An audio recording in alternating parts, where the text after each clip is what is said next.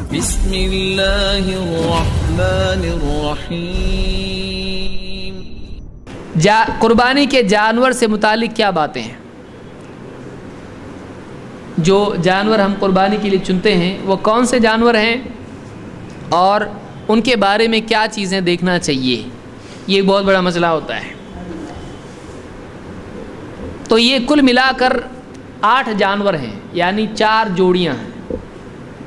اسی لیے اللہ نے فرمایا کہ یہ سوال، یہ 19واں سوال کہ کن جانوروں کی قربانی دی جائے۔ یعنی کوئی آدمی کہ میں تو مرغی کی دوں گا، بکرا بہت مہنگا ہو گیا تو اتنا ہی زیادہ گوشت ہوگا، کیا کریں گے؟ چکن کریں گے ہم لوگ۔ تو کوئی آدمی کر سکتا ہے اور بولیں گے اللہ کو بہت پسند ہے اللہ کا نام لینا، بکرے پہ تو ایک ہی بار ہوتا ہے بسم اللہ واللہ اکبر، چکن پہ بسم اللہ اللہ اکبر، بسم اللہ اللہ اکبر، تو بہت زیادہ بسم اللہ اللہ اکبر ہوگا، بہت ثواب ملے گا اور بہت سارے لوگ کھائیں گے، زیادہ گوشت آئے گا۔ تو کوئی آدمی ایسا کرنا چاہے تو صحیح ہے؟ نہیں ہے۔ یا کوئی آدمی کہے میں یعنی فلاں جانور کی ہرن کی قربانی دوں گا تو یہ صحیح ہے؟ نہیں ہے۔ اس میں کیا ہے؟ جو جانور متعین ہیں انہی کی قربانی دینی پڑے گی۔ اللہ تعالیٰ فرماتا ہے کہ 8 ازواج، اللہ نے جو جانور بتائے ہیں وہ کون سے جانور ہیں؟ اللہ نے فرمایا سورہ الانعام میں، اللہ نے فرمایا 8 ازواج، یہ 8 جوڑیاں ہیں، یعنی 8 جانور ہیں جو جوڑی والے ہیں۔ کیسے؟ من الضأن 2 ومن المعز 2، کہ ضأن میں سے 2، معز میں سے 2۔ ضأن کہتے ہیں بھیڑ کو، مینڈا جس کو آپ بولتے ہو، دمبا جس کو آپ کہتے ہو، تو یہ 2 ضأن میں سے، بھیڑ میں سے، اور 2 بکریوں میں سے۔ 2 کیسے؟ بکرا بکری اور بھیڑ اور اس کی جو ہے انثیٰ جوڑی اس کی۔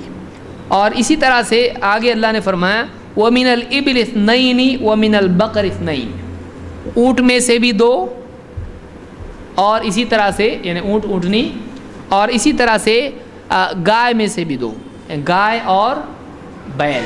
تو یہ کل ملا کے قربانی کے 8 جانور ہیں۔ تو ان 8 جانوروں کی ہی قربانی دی جاتی ہے۔ ان کے علاوہ کوئی آدمی چکن وغیرہ کچھ کرے تو یہ ہوگی قربانی، اس کی قربانی ادا نہیں ہوگی۔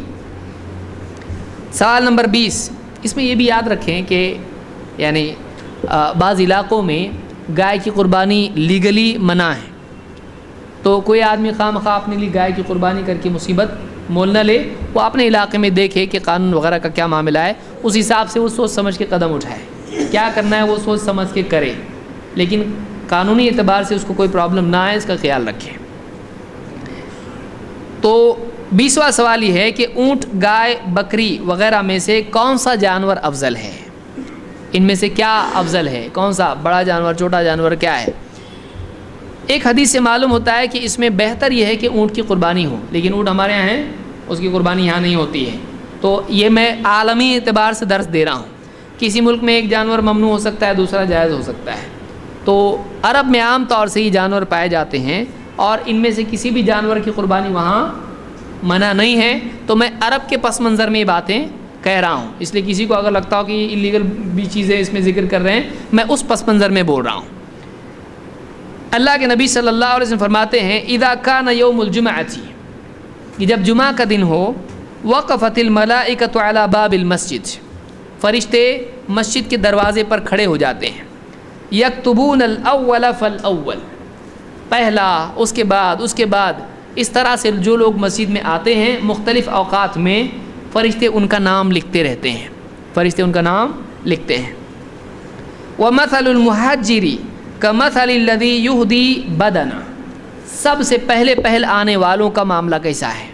جو مسجد میں سب سے شروعات کے پہلے لیول پہ آتے ہیں، اوقات کی ساعت ہوتی ہیں جمعہ کی، تو پہلی ساعتوں میں آنے والے کی مثال کیسی ہے؟ ایسی جیسے کوئی آدمی اونٹ کو اللہ کے تقرب کے لیے پیش کرے، چاہے قربانی کے لیے ہو چاہے صدقے کے لیے ہو۔ یہدی بدنہ، ابن حجر کہتے ہیں اس سے مراد یہ ہے کہ صدقے کے لیے دے، صدقے کے طور پر اونٹ صدقہ کرے، اللہ کی راہ میں ایک اونٹ دے، اس کی مثال ایسی ہے۔ 2 ثم کالذی یہدی بقرہ، دوسرا اس کے بعد آنے والا ایسا جیسا گائے بیل یہ کیا کرے؟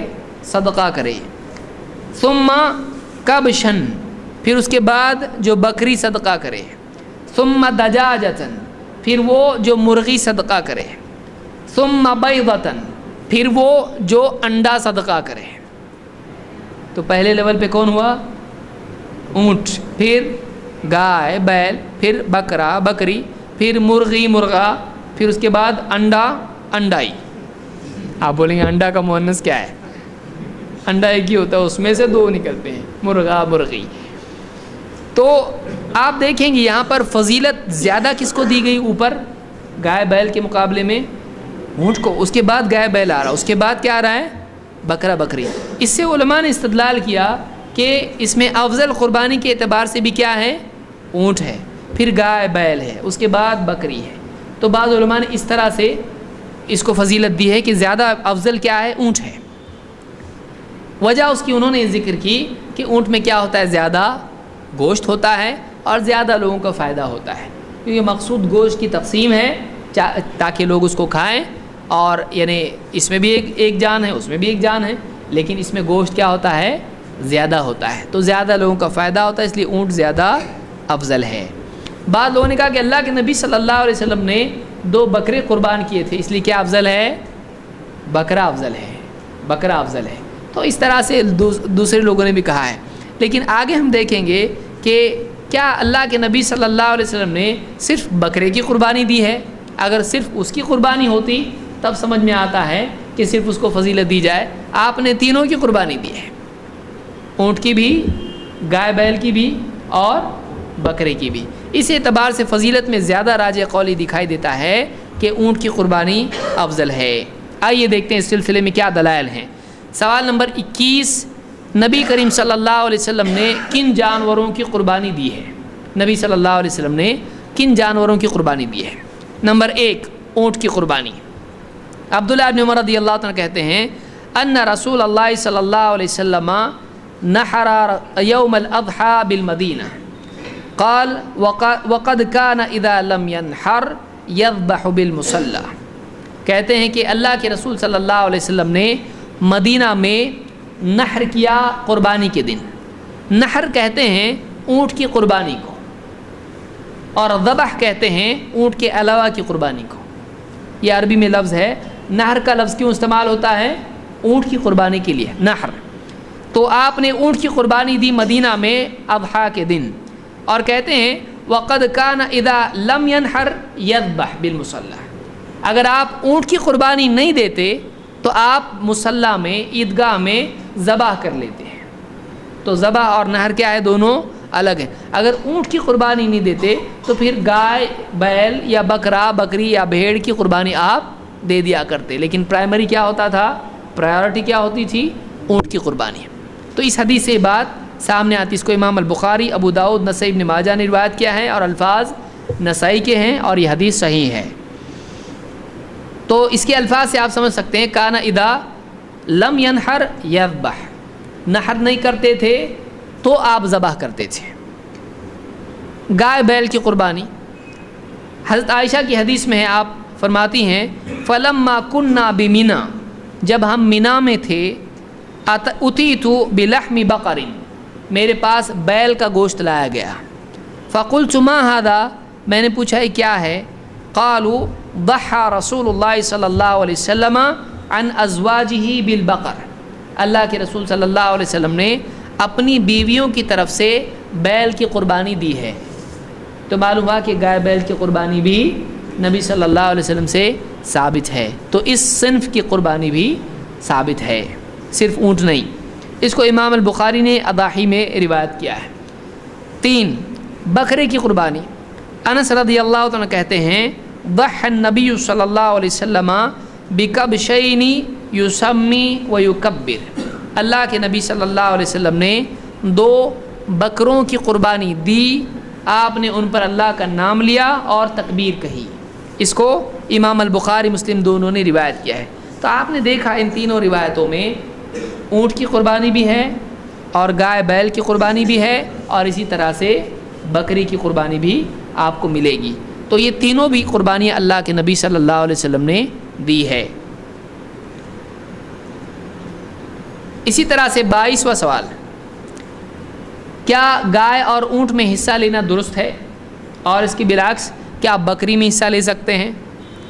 تو میرے علم میں تو کسی نے بھی یہ نہیں کہا کہ بکری میں حصہ لینا چاہیے کہ میں پائے لیتا تو منڈی لے،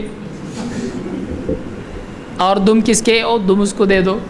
تو ایسا حصہ بکروں میں یا بکریوں میں، بھیڑ میں نہیں ہوتا ہے. حصہ کس میں ہوتا ہے؟ بکرے کے علاوہ جانوروں میں ہوتا ہے، بھیڑ کے علاوہ جانوروں میں ہوتا ہے، بڑے جانوروں میں ہوتا ہے. ابن عباس رضی اللہ عنہ کہتے ہیں کننا مع النبی صلی اللہ علیہ وسلم فی سفر فحضر الاضحیٰ، ہم اللہ کے نبی صلی اللہ علیہ وسلم کے ساتھ سفر میں تھے تو اضحیٰ آ گئی. اس سے یہ بھی معلوم ہوتا ہے کہ سفر میں بھی قربانی ہے. دوسری دلیل یہاں بھی مل رہی ہے ہم کو. تو اضحیٰ کا دن آ گیا.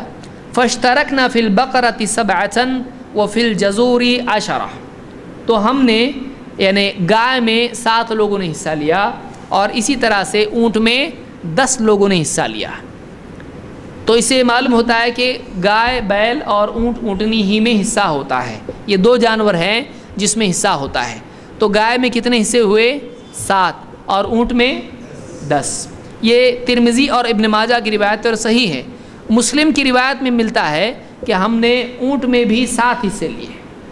تو علماء نے کہا ہے کہ جیسا چاہیں کر سکتے ہیں، چاہے تو 7 آدمی شریک ہو جائے، چاہے تو اونٹ میں 10 آدمی شریک ہو جائیں.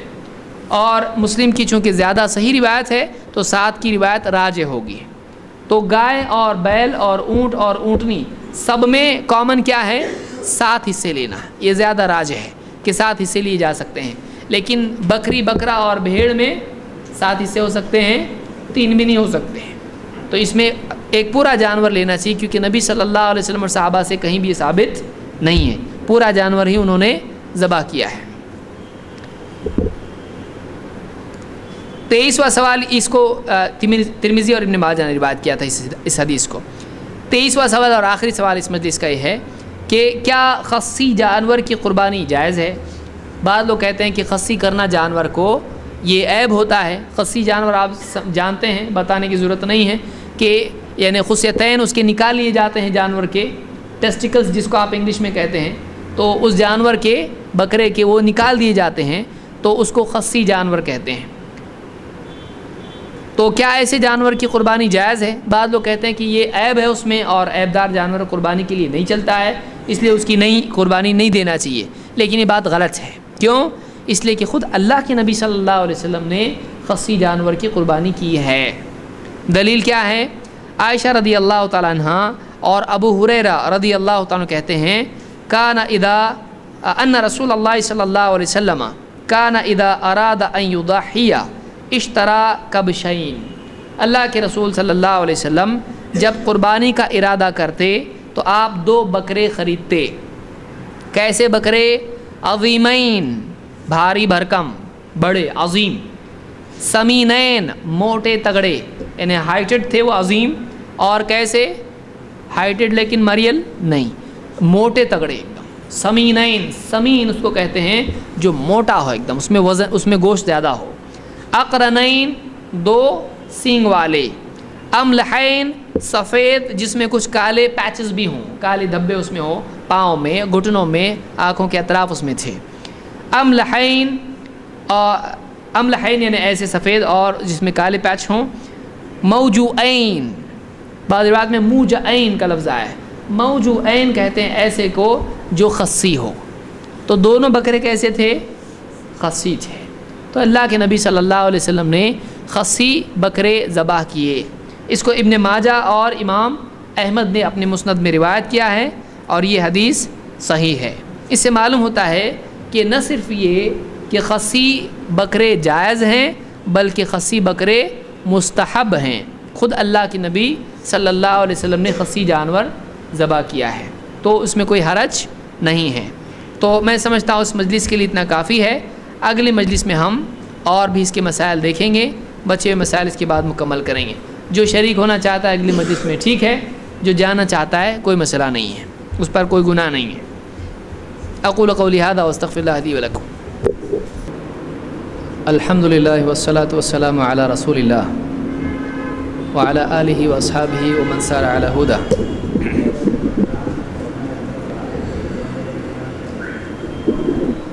पिछली मजलिस में क़ुरबानी से मुताल्लिक़ कुछ मसाइल हमने देखे। इस मजलिस में मज़ीद मसाइल जो इस सिलसिले में बाक़ी हैं, ये मसाइल हम देखेंगे। 24वां सवाल ये है कि क्या बकरे की बजाय बकरी की क़ुरबानी दी जा सकती है। इस सिलसिले में इमाम अन्नववी रहमतुल्लाह अलैह फरमाते हैं, यसिह्हु तज़हियतु बिज़्ज़करि व बिलउन्सा बिलइज्मा' व फ़िल अफ़ज़ल मिनहुमा ख़िलाफ़, कि क़ुरबानी देना चाहे बकरा हो या बकरी हो, मुज़क्कर हो या मुअन्नस हो, कोई भी जानवर, चाहे वो ऊँट हो या बकरी वग़ैरह हो, इस पर इजमा है कि इनकी क़ुरबानी की जा सकती है। वफ़िल अफ़ज़ल मिनहुमा ख़िलाफ़, लेकिन इनमें अफ़ज़ल क्या है, इसमें ख़िलाफ़ है। यानी उलमा ने कहा कि अफ़ज़ल क्या है, मुज़क्कर है या मुअन्नस है, इसमें ख़िलाफ़ है। लेकिन इसमें कोई ख़िलाफ़ नहीं कि बकरी की या ऊँटनी की या गाय की क़ुरबानी दी जा सकती है। 25वां सवाल ये है कि क़ुरबानी के जानवर की उम्र कितनी होनी चाहिए। अल्लाह के नबी सल्लल्लाहु अलैहि वसल्लम की हदीस इस सिलसिले में है, आप फरमाते हैं, ला तज़बहू इल्ला मुसिन्ना, मुसिन्ना के सिवा जानवर को ज़बाह मत करो। इल्ला अन यासुर अलैकुम फ़तज़बहू जज़अतम मिन अद्दअन, इल्ला ये कि तुम्हारे लिए तंगी हो जाए, फिर तुम्हें जज़अ भेड़ में से ज़बाह करना पड़े। तो मुसिन्ना उस जानवर को कहते हैं जो तकरीबन 1 साल का बकरी में से हो चुका हो, और जज़अ उस भेड़ को कहते हैं जो उससे कम का हो, यानी 1 साल से कम का हो। यह हदीस इमाम मुस्लिम की है। इस सिलसिले में इब्नुल मलक कहते हैं, अल-मुसिन्नतु हियल कबीरतु बिस्सिन्नि, मुसिन्ना सिन की वजह से है, उम्र की वजह से, सना या उम्र सिन को कहते हैं, या इसी तरह से दांतों को भी सिन कहते हैं। तो अल-मुसिन्नतु हियल कबीरतु बिस्सिन, उम्र के एतबार से बड़े जानवर को मुसिन्ना कहा जाता है। फ़मिनल इबिलिल्लती तम्मत लहा 5 सिनीन, ऊँट में से वो जानवर है जिसके 5 साल मुकम्मल हो चुके हों। व दखलत फ़िस्सादिसा, और जो 6ठे साल में दाखिल हो चुका हो।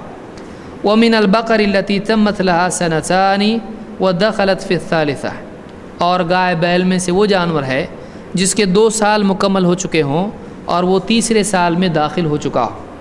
व मिन अद्दअनि वल मअज़ी मा तम्मत लहा सनतुन इंतहा, कहते हैं और भेड़ में से और बकरी में से वो जानवर है जिसको मुसिन्ना कहा जा सकता है जो 1 साल का हो चुका हो और जो 2रे साल में दाखिल हुआ हो। औनुल माबूद की शरह, ये सुनन अबी दाऊद की शरह है, उसमें बात मौजूद है।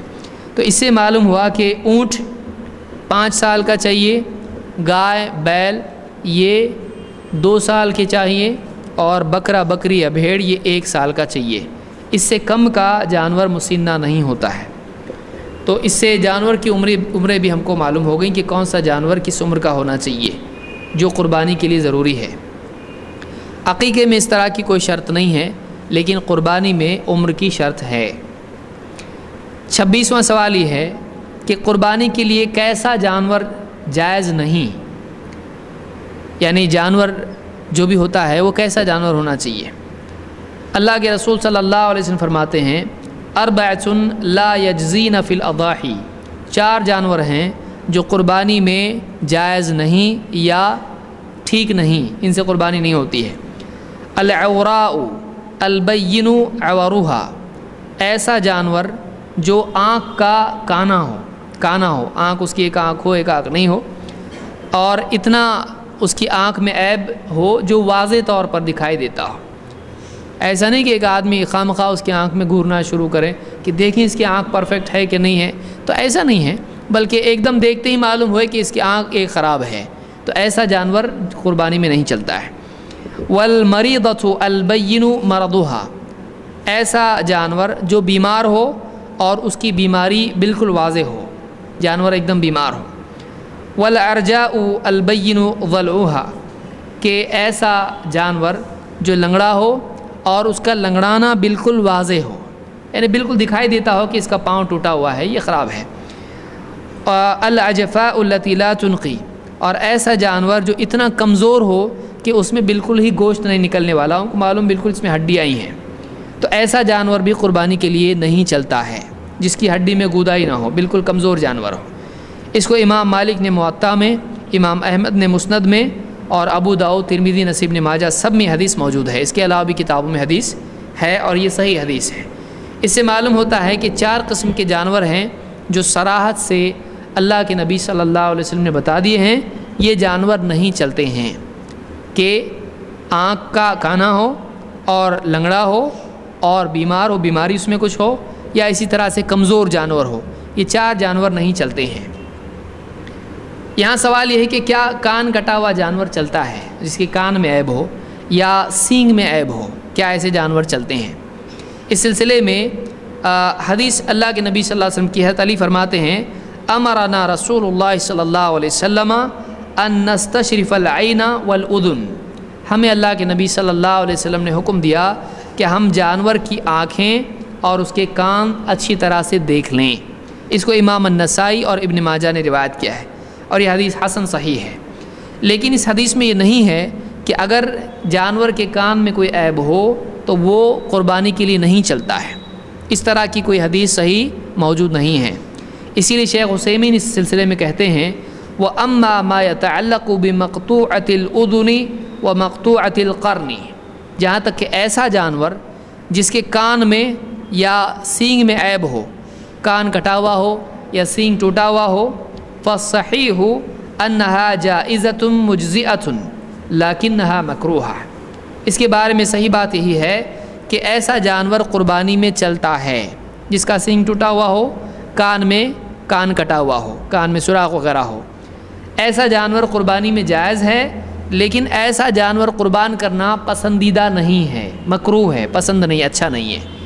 لأنہا ناقصۃ الخلقۃ وقد امر النبی صلی اللہ علیہ وسلم ان نستشرف العین والاذن، ایسا جانور ذبح کرنا مکروہ ہے، اس لیے کہ یہ بناوٹ کے اعتبار سے ناقص جانور ہے، اور اللہ کے نبی صلی اللہ علیہ وسلم نے ہم کو حکم دیا ہے کہ ہم جانور کی آنکھیں اور کان اچھی طرح سے دیکھ لیں، ای ان نطلب شرفہما و کمالہما، کہ کان کے اعتبار سے اور آنکھ کے اعتبار سے بہتر جانور ہونا چاہیے، خراب نہیں ہونا چاہیے۔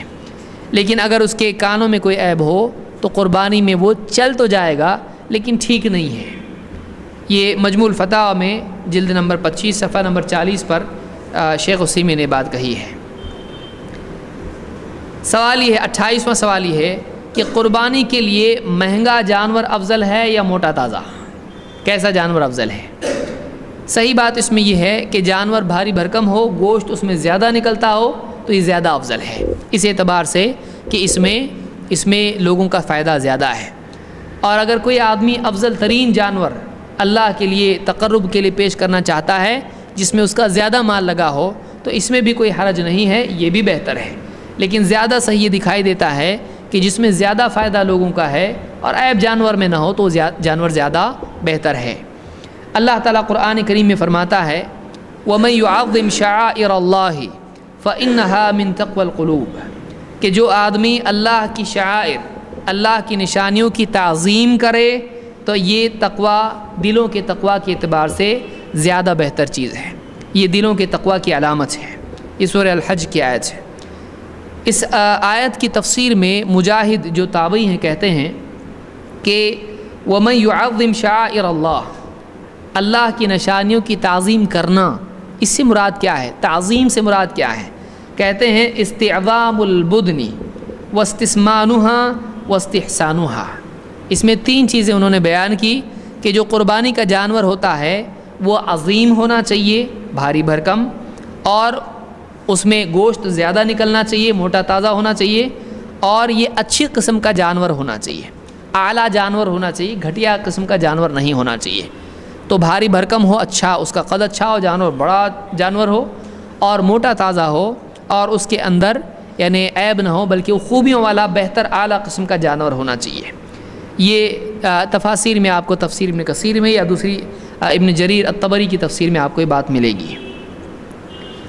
یحییٰ ابن سعید کہتے ہیں سمعت ابا امامہ ابن سہل، میں نے ابو امامہ ابن سہل صحابی ان سے سنا، قال انہوں نے کہا کننا نسمن الاضحیۃ بالمدینہ، ہم مدینہ میں اپنے جانوروں کو موٹا تازہ کرتے تھے، وکان المسلمون یسمنون، اور عام طور سے مسلمانوں کا طریقہ یہ تھا کہ اپنی قربانی کے جانوروں کو وہ کھلا پلا کے موٹا تازہ کرتے تھے۔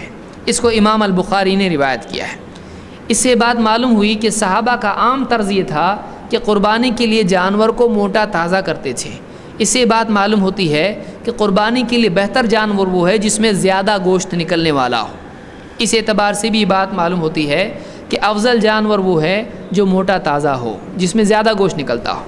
اب اگر یہ دونوں باتیں اس میں جمع ہو جائیں کہ اچھے قسم کا جانور ہو، اعلیٰ قسم کا ہو جس کی قیمت زیادہ ہو، اور بھاری بھرکم ہو جس میں گوشت زیادہ ہو، تو یہ اور بھی اچھا ہے کہ دونوں چیزیں اس میں جمع ہو گئیں۔ 29واں اس میں سوال یہ ہے کہ اگر کسی کی قربانی کا جانور کھو جائے یا مر جائے تو کیا دوبارہ اس کو قربانی کا جانور خریدنا لازم ہے یا نہیں ہے؟ تو اس میں جواب یہ ہے کہ اگر کسی کا قربانی کا جانور کھو جائے یا مر جائے تو اس پر قربانی کے لیے نیا جانور خریدنا لازم نہیں ہے، کیونکہ فی نفسی ہی قربانی اس پر لازم نہیں ہے بلکہ یہ مستحب ہے۔ اگر وہ خرید کر دوبارہ جانور خریدتا ہے اور اس کی قربانی دیتا ہے تو یہ بہت اچھی بات ہے، اس میں کوئی برائی نہیں ہے، لیکن اس پر لازم ہے نہیں ہے، اس پر لازم نہیں کہ واپس سے وہ جانور خریدے۔ اگر اس کا جانور کھویا ہوا مل جاتا ہے تو وہ کیا کرے؟ تو اس کے لیے بہتر یہی ہے کہ اس کی بھی قربانی دے دے۔ اگر وہ اس کی قربانی نہیں دیتا ہے تو اس پر کوئی حرج نہیں ہے۔ عبداللہ ابن عمر رضی اللہ تعالیٰ عنہ سے روایت ہے کہ انہوں نے کہا من اہدا بدنۃ ثم ضلت او ماتت، جس نے قربانی کے لیے جانور لیا ہو اور وہ جانور ضلت کھو جائے او ماتت یا مر جائے، فإنها ان كانت نذرا ابدلها، اگر وہ قربانی اس کی جو کرنے والا تھا اس جانور کی وہ نذر کی قربانی تھی، منت اس نے مانی تھی، نذر تھی اس کی کوئی، تو اس کو چاہیے کہ وہ جانور بدل کے پھر اس کی قربانی کرے، اس لیے کہ نذر کا پورا کرنا واجب ہے۔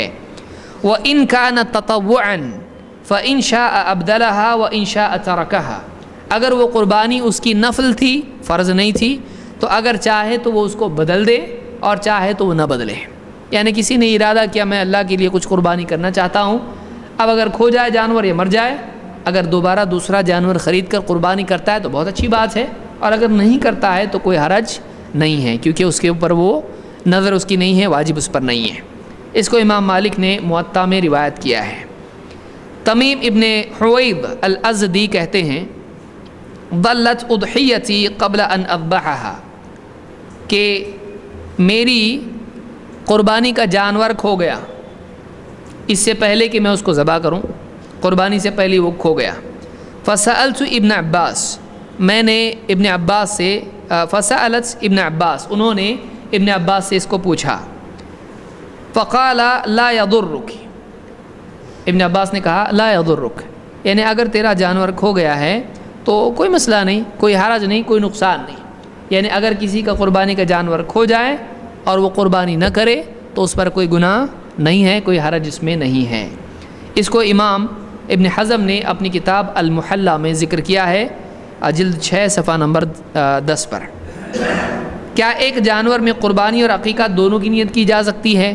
ایک تیر میں 2 شکار، کہ کوئی آدمی یوں کہے کہ یہ جانور میں قربانی بھی کرتا ہوں اور میرے بیٹے کا عقیقہ بھی، یا میرا بھی عقیقہ، یا فلاں کا عقیقہ کر لیتے ہیں، تو یہ صحیح نہیں ہے، اس لیے کہ اللہ کے نبی صلی اللہ علیہ وسلم اور صحابہ سے یہ ثابت نہیں ہے۔ اور اس طرح سے 2 مستقل الگ الگ نیتیں، دیکھیے آپ مثال کے طور پر دونوں ایک نہیں ہیں، دونوں الگ ہیں۔ مثال کے طور پر کوئی آدمی قربانی جانور کی کر رہا ہے تو قربانی میں ایک ہی جانور ہوتا ہے، لیکن عقیقہ میں لڑکا ہو تو 2 اور لڑکی ہے تو 1 ہوتا ہے، اس کا ایک مستقل الگ قانون ہے، قربانی کا وہ قانون نہیں ہے۔ مرد قربانی کرے یا عورت قربانی کرے، ایک ہی جانور ہے، تو دونوں کو ایک ساتھ شریک کر لینا یہ سنت سے ثابت نہیں، صحابہ سے بھی ثابت نہیں ہے، اس لیے ایسا نہیں کرنا چاہیے۔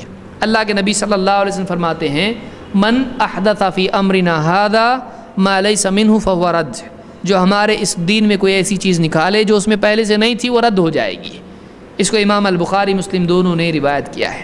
لہٰذا اس مسئلے میں آدمی یاد رکھے کہ وہ ایک جانور میں قربانی اور عقیقہ نہ کرے۔ اب اس میں آگے ایک اور فصل ہم دیکھتے ہیں کہ قربانی کے وقت سے متعلق کیا مسائل ہیں، قربانی کب کرنا چاہیے اور کن دنوں میں قربانی ہوتی ہے، قربانی کے کتنے دن ہیں۔ قربانی کے کل ملا کر 4 دن ہیں۔ ایک تو قربانی کا دن جس کو یوم النحر کہتے ہیں، اور اس کے بعد 3 دن ایام التشریق کے، امام شافعی وغیرہ اس کے قائل ہیں، اور اس کے لیے حدیث بھی دلیل میں ہے۔ بعض علماء نے کہا کہ نہیں، قربانی کے صرف 3 دن ہیں، یعنی ایک عید کا دن اور اس کے بعد 2 دن۔ تو بہرحال اس میں اختلاف ہے، آدمی اگر اختلاف سے نکلنا چاہتا ہے تو وہ قربانی کے دن اور اس کے بعد کے 2 دنوں کے اندر قربانی کر لے تو اختلاف سے نکل سکتا ہے۔ لیکن صحیح قول اس میں یہی ہے کہ قربانی کے بعد، عید کے دن کے بعد بھی 3 دن قربانی کے ہوتے ہیں۔ اللہ کے نبی صلی اللہ علیہ وسلم کی ایک حدیث ہے جس کو امام احمد نے روایت کیا ہے، اور جبیر ابن مطعم سے یہ روایت موجود ہے کہ وَكُلُّ أَيَّامِ التَّشْرِيقِ ذَبْحٌ، ایام التشریق سب کے سب ذبح کے دن ہیں۔ ایام التشریق کون سے ہوتے ہیں؟ عید کے دن کے بعد کے 3 دن، 11، 12، 13، یہ ایام التشریق ہیں، یہ سب کے سب ذبح کے دن ہیں۔ یہ اللہ کے نبی صلی اللہ علیہ وسلم کی حدیث سے ثابت ہوتا ہے۔ بعض صحابہ کا بھی اس کے مطابق فتویٰ ہے، حضرت علی وغیرہ سے بھی اس بارے میں روایت آئی ہیں۔ تو یہ مسند احمد کی حدیث ہے جس سے معلوم ہوتا ہے قربانی کا دن اور اس کے بعد کے 3 دن، یہ 4 دن قربانی کے ہیں۔ بعض علماء نے اس حدیث کو ضعیف کہا ہے اور بعض علماء نے اس کا جواب بھی دیا ہے، تفصیل سے اس کو شیخ رئیس الاحرار کی کتاب آدمی دیکھ سکتا ہے، اس سلسلے میں انہوں نے اس کا جواب دیا ہے۔ بہرحال مسئلہ نمبر 32، قربانی اتنے دن اگر ہے، چاہے 3 دن ہو یا 4 دن ہو، ان میں افضل دن قربانی کا کون سا ہے؟ جواب یہ ہے کہ افضل دن قربانی کا وہ ہے جس دن عید منائی جاتی ہے، عید الاضحیٰ کا دن افضل دن ہے۔ اس کے علاوہ دن بھی قربانی کر سکتا ہے لیکن یہ دن افضل ہے۔ براء ابن عازب رضی اللہ تعالیٰ کہتے ہیں سمعت النبی صلی اللہ علیہ وسلم یخطب، میں نے اللہ کے رسول صلی اللہ علیہ وسلم کو خطبہ دیتے سنا، آپ نے فرمایا ان اول ما نبدأ من یومنا ھذا ان نصلی ثم نرجع فننحر، اس دن عید کے دن آپ نے نماز پڑھی، عید کی اور خطبہ دیا اور کہا سب سے پہلا کام اس دن ہم یہ کرتے ہیں ہمارے اس عید کے دن میں، ان نصلی، اس دن نماز پڑھتے ہیں، ثم نرجع فننحر، پھر لوٹتے ہیں اور قربانی کرتے ہیں۔ فمن فعل فقد اصاب سنتنا، جس نے ایسا کیا اس نے ہماری سنت پا لی۔ تو معلوم ہوا کہ قربانی کرنا یعنی عید کی نماز پڑھنا اور اس کے بعد جا کے قربانی کرنا یہ ہمارا طریقہ ہے۔ اس کے علاوہ کے دن میں بھی قربانی ہوتی ہے، لیکن آپ نے کیا طریقہ بتایا؟ عید کا دن اور اس کے بعد، تو یہ زیادہ افضل ہے۔ لیکن اگر آدمی دیکھے کہ بعد کے دنوں میں قربانی کرنے سے فقراء کا زیادہ فائدہ ہے، اپنی قربانی کو مؤخر بھی وہ کر سکتا ہے، لیکن افضل دن کون سا ہے؟ عید کا دن افضل ہے۔ اس کو امام البخاری اور مسلم دونوں نے روایت کیا ہے۔ اسی طرح سے کیا عید کی نماز سے پہلے قربانی کی جا سکتی ہے؟ سوال نمبر 33۔ تو عید کی نماز سے پہلے قربانی کرنا جائز نہیں ہے۔ اللہ تعالیٰ نے اس طرف اشارہ بھی دیا ہے، اللہ نے کیا فرمایا؟ فَصَلِّ لِرَبِّكَ وَانْحَرْ، تو اے نبی آپ اپنے رب کے لیے نماز پڑھیے اور قربانی دیجیے۔ پہلے کس کو ذکر کیا اللہ نے؟ نماز کو، اور اس کے بعد قربانی ہے۔ تو اس میں اشارہ یہ ہے کہ پہلے نماز ہے پھر اس کے بعد قربانی ہے۔ براء ابن عازب رضی اللہ تعالیٰ کی حدیث سے فرماتے ہیں خطبنا رسول اللہ صلی اللہ علیہ وسلم فی یوم نحر، نحر کے دن، عید الاضحیٰ کے دن آپ صلی اللہ علیہ وسلم نے ہم کو خطبہ دیا۔ فقال لا یضحین احد حتی یصلی، تم میں سے کوئی بھی آدمی نماز پڑھنے تک قربانی نہ کرے، نماز پڑھنے تک قربانی نہ کرے۔ اس کو امام مسلم نے روایت کیا ہے۔ اس حدیث سے معلوم ہوتا ہے کہ اللہ کے رسول صلی اللہ علیہ وسلم نے صاف منع کیا ہے اس بات سے کہ کوئی آدمی نماز سے پہلے قربانی کرے، اگر کوئی کرتا ہے اس کی قربانی نہیں ہوگی۔ ایک حدیث میں آپ نے فرمایا من صلی صلاتنا واستقبل قبلتنا، جو ہماری نماز پڑھتا ہے اور ہمارے قبلے کو قبلہ مانتا ہے، فلا یذبح حتی ینصرف، وہ اس وقت تک کہ ذبح نہ کرے جب تک کہ نماز سے پھرتا نہیں ہے، یعنی نماز سے پلٹنے تک قربانی کرنا اس کے لیے صحیح نہیں ہے۔ اس کو امام البخاری اور مسلم دونوں نے روایت